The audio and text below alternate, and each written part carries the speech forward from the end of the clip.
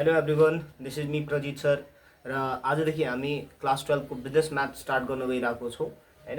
र हाम्रो पहिलो टपिक चाहिँ आज म्याट्रिक्स रहेको छ। ल यहाँ हेरौँ त एकपल्ट। यो हाम्रो पहिलो च्याप्टर हो, म्याट्रिक्स एन्ड डिटर्मिनेन्ट। ठीक छ, तपाईले म्याट्रिक्सबाट पर्टिकुलरली 13 मार्क्सको क्वेसन, यो च्याप्टरबाट पर्टिकुलरली 13 मार्क्सको क्वेसन तपाईको 3 वटा एमसीक्यू क्वेसन्सहरु र 2टा सर्ट क्वेसन गरेर 5-5 मार्क्स हो। यानी कि क्वेसन नम्बर 12 र क्वेसन नम्बर 13 मा आउन सक्ने खालको प्रोबेबिलिटी देखिन्छ यो च्याप्टरबाट। अब चाहिँ हामी म्याट्रिक्सको मिनिङ बुझौँ, म्याट्रिक्स के हो हैन। सिम्पल छ यहाँ, the rectangular arrangement of numbers in rows and कलम।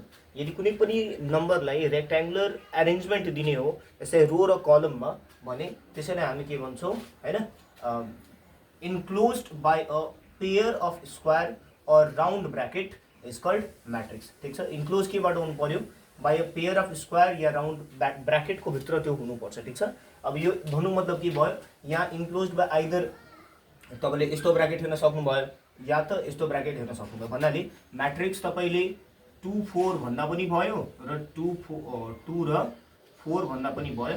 यो दुवै तर्फबाट हामी मैट्रिक्स हेराउन सक्छौँ हैन।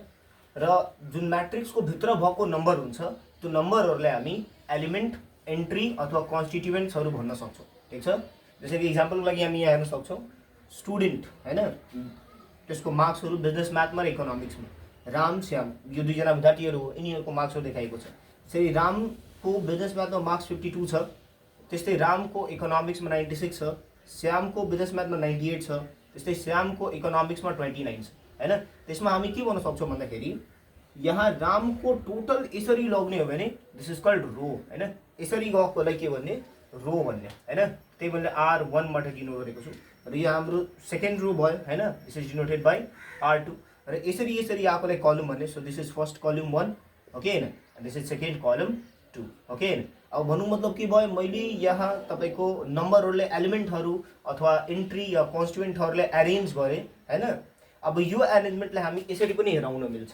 कसरी मिल्छ भन्दाखेरि it can be written as, मानौ A इज इक्वल टू, अब म नोटेसन पढाउँछु त्यहाँ सम्झाइदिउँ होला, A इज इक्वल्स टू 52, 96, 98, 29। यही भ्यालु उठाएर मैले यहाँ राखेको हो हैन। तपाईँ के हेर्न सक्नुहुन्छ, यो रो यहाँ थियो भने यहाँ पनि रो छ, यो यहाँ रो थियो यहाँ पनि रो छ हैन।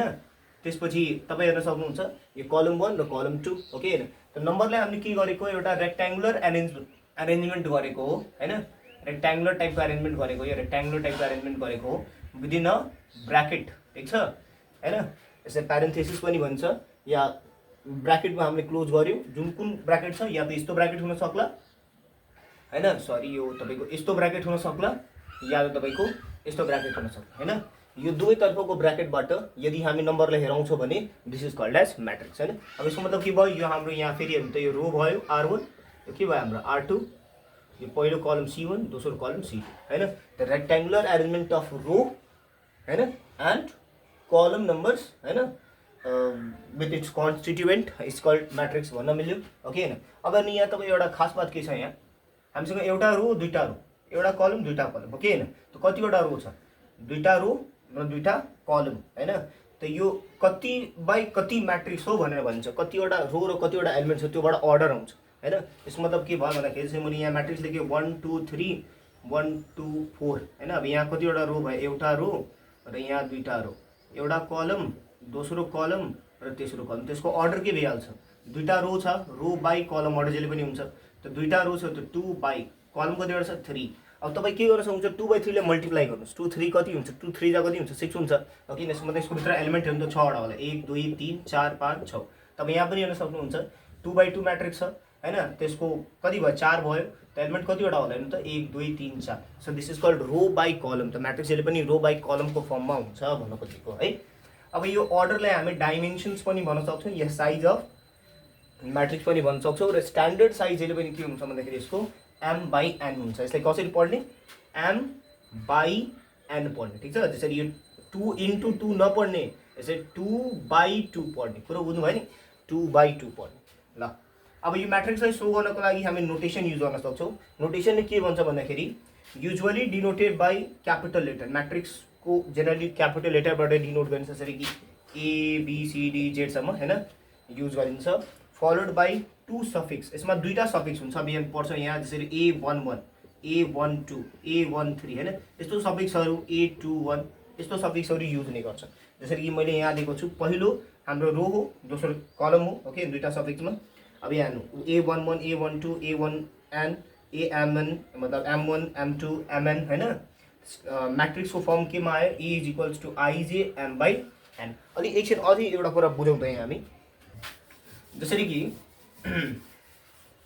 यो के हो A11 A12, हालाकि तपाईहरुले पहिला पढ्नु भएछ, तर पनि म एकपल्ट फेरि सम्झाइदिन्छु। जसरी मैले A इक्वल्स टु लेखेँ यहाँ 2 4 3 1 2 6, ठीक छ। त this matrix is corresponding to A11 A12 A13 A21 A22 र A23। अब यहाँ A11 भन्नु मतलब के भयो, फर्स्ट रो फर्स्ट कलम, के भने फर्स्ट रो फर्स्ट कलम हैन त, फर्स्ट रो फर्स्ट कलममा कुन नम्बर पर्यो, 2 पर्यो। So this is called A11, ठीक छ। त्यस्तै यो के हो त, फर्स्ट रो सेकेन्ड कलम हो कि हैन, त्यही भएर A12। त्यस्तै फर्स्ट रो के त थर्ड कलम A13। त्यस्तै यो हेर्नुस्, यो सेकेन्ड रो हो, R2 थियो, के भयो A2, सेकेन्ड रो पहिलो हो फर्स्ट कलम, त्यसपछि सेकेन्ड रो सेकेन्ड कलम, सेकेन्ड रो थर्ड कलम। कुरो बुझ्नु भयो त, यो हाम्रो नोटेसन अफ द मैट्रिक्स भयो हैन।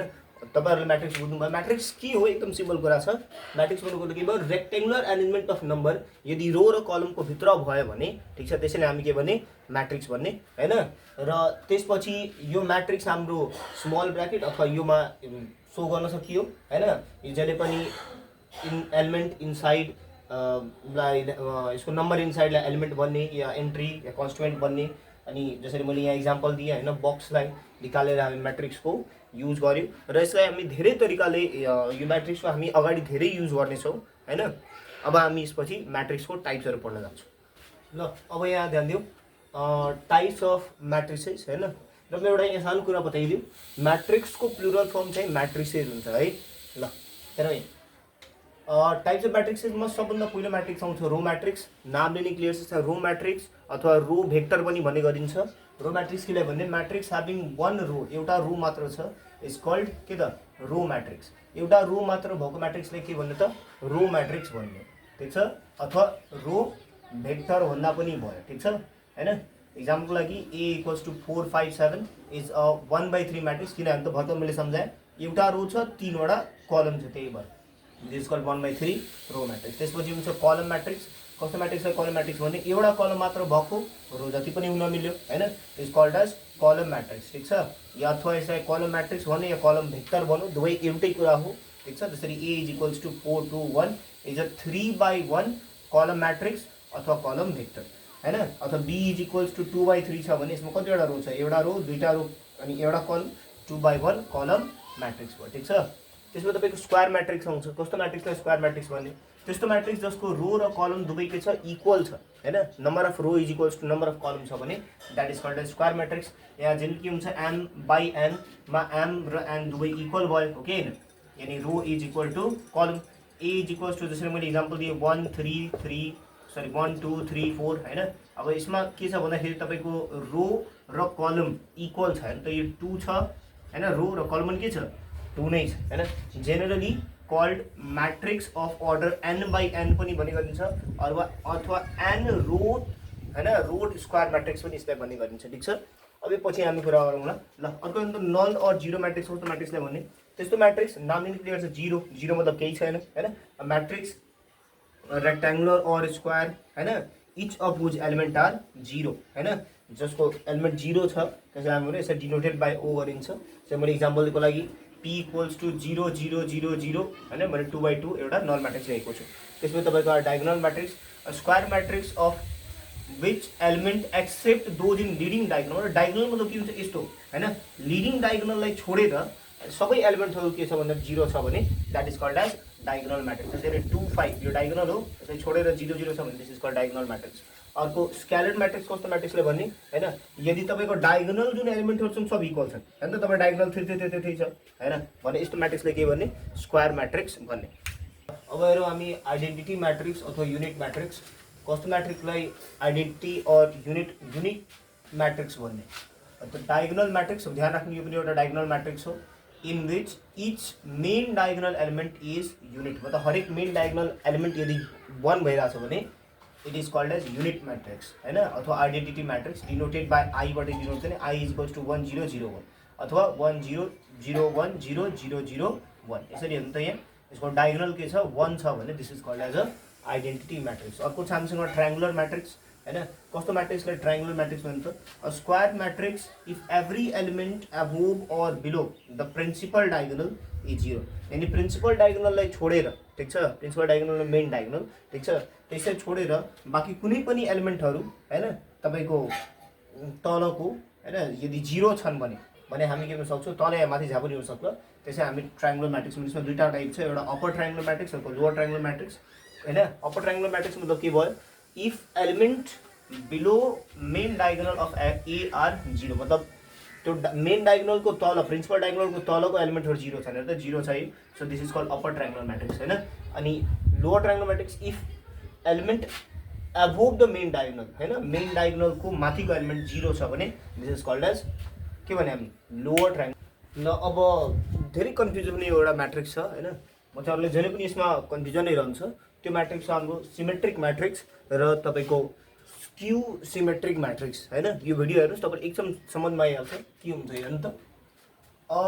Square matrix A is equals to i j, अब हेर्नु आइजे भन्नु मतलब के हो, के खास छैन, भर्खर हामीले कुरा गरेको थियौँ 1 2 भन्नु मतलब रो 1 भयो र तपाईको कलम के भयो त फर्स्ट रो सेकेन्ड कलम कलम 2 भयो के हैन, so the standard form is i j, त्यही हो हैन। त a square matrix A i j is said to be a symmetric हैन। कब सिमेट्रिक भने सिमेट्रिक मतलब के हुन्छ, बराबर कुरो बुझ्नु भयो, बीचबाट काट्यो भने आधा यता बराबर भयो यता उता बराबर हामी पढ्छौँ हैन, स्क्यूनेस कर्टोसिस र मुभमेन्ट हैन अलिकति पढ्छौँ हामी यहाँ क्लास 12 मा छ त्यता, तर म तपाईलाई हैन सिमेट्रीको मतलब सम्झाउँछु, अहिले मात्र बुझ्नु बराबर भन्नु मतलब के भयो सिमेट्री भयो, ठीक छ। त यहाँ के भन्छ, a square matrix is said to be symmetric if its i j element is same as jith element, ठीक छ। भन्नाले रो कलम जुन एलिमेन्ट छ त्यो कम्बिनेसन यदि कलम रोसँग इक्वल हुन्छ भने त्यसमा हामी भन्छ त a i j is equals to a j i, केही पनि हैन, हेर्नुस् म तपाईलाई एकदम इजिली सम्झाइदिन्छु, for all values of j and i. हेर्नु यहाँ ध्यान दिनु है, तपाईको ध्यान कहाँ छ, यहाँ ध्यान दिनुस्, हेर्नुस् त यहाँ तपाईको 3 छ, यो कुन हो भन्नुस् त, यस्तो 3 नलियो 4 लियो, 4 पनि नलियो 5 लियो, 5 लिँदा इजी हुन्छ ल। ए यसै के भन्ने फर्स्ट रो हो कि हैन र थर्ड कलम ए 1 3 हुन्छ हुँदैन भन्नुस् त, के भयो हाम्रो A13 A13 मा कति छ 5 छ, केही पनि हैन कि। अब यसले के भन्छ कि तपाईको A31 जुन एलिमेन्ट हुन्छ त्यो पनि कति हुनुपर्छ 5 नै हुनुपर्छ, चेक गर्नुस् त। 3 भन्नाले के भयो थर्ड रो, 1 भन्नाले फर्स्ट कलम, थर्ड रो फर्स्ट कलम के छ 5 छ कि छैन, हो त्यही भएर here we can say that A13 is equals to A31 छ। यसैले के भनेको हो त, यसैलाई सिमेट्रिक म्याट्रिक्स बनेको कुरो बुझ्नु भयो नि हैन। अरु हेर्नुस् त तपाई, अरु पनि इक्जाम्पल हेर्नु एकदम इजी छ, केही पनि खास छैन ल। मैले अर्को कुनै इक्जाम्पल लिएँ, जसरी कि मैले लिए यो 9 लाई हैन, हाम्रो 9 कुन हो भन्नुस् त, सेकेन्ड रो अनि के त थर्ड कलम A2 हैन। अच्छा अब तपाई हेर्नुस् त, यसो उल्टा गरेर यो हाम्रो 9 हो, अब A32 गरेर हेर्नुस् त कति आइरा छ, थर्ड रो सेकेन्ड कलम 9 छ, त्यही हो 9 कुरो बुझ्नु भयो। त्यही भएर यदि एआइजे र एजेआई दुवै इक्वल हुने हो भने त्यसैले हामी के भन्ने त सिमेट्रिक म्याट्रिक्स भन्छ, ठीक छ, कुरो बुझ्नु भयो नि। अब यसैको अलिकति एडभान्स्ड भर्जन भन्दा हुन्छ हैन, के स्क्यू सिमेट्रिक म्याट्रिक्स त्यो पनि धेरै इजी छ हैन।